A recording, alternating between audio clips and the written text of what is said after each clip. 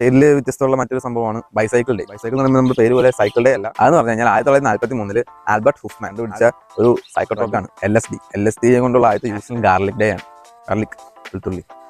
വാമ്പയേഴ്സിനെ നമ്മൾ വെളുത്തുള്ളി പഠിപ്പിക്കും.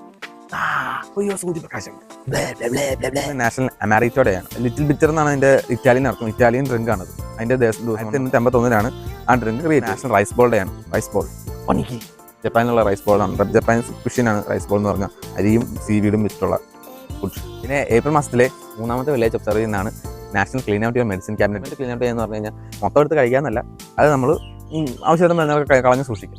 2024 മാത്രം ഒബ്സർവ് ചെയ്യുന്നത്, അതായത് ഈ ഏപ്രിൽ മാസത്തിൽ ഒബ്സർവ് ചെയ്യുന്നതാണ് എഡ്യൂക്കേഷൻ ആൻഡ് ഷെയറിംഗ് ഡേ. അതായത് ഞാൻ ചെയ്യുന്ന ഒരു പരിപാടി, അറിയാവുന്ന കാര്യങ്ങളൊക്കെ പറഞ്ഞു കൊടുക്കുക, മറ്റുള്ളവർക്കും പറഞ്ഞു കൊടുക്കുക. അറിയാവുന്ന കാര്യങ്ങൾ നമ്മൾ മാക്സിമം എല്ലാവർക്കും പറഞ്ഞു കൊടുക്കുക, ഷെയർ ചെയ്യുക. ഈ വീഡിയോ നിങ്ങൾ ഷെയർ ചെയ്തതുപോലെ. അപ്പോൾ എന്ന് പറഞ്ഞ പോലെ തന്നെ ഇന്ന് 10 എൻ്റെ വിശ്വാസം എൻ്റെ ഗിഫ്റ്റ് തന്നെ പങ്കുചേരാം. ഞാൻ പറയാൻ പറ്റുന്ന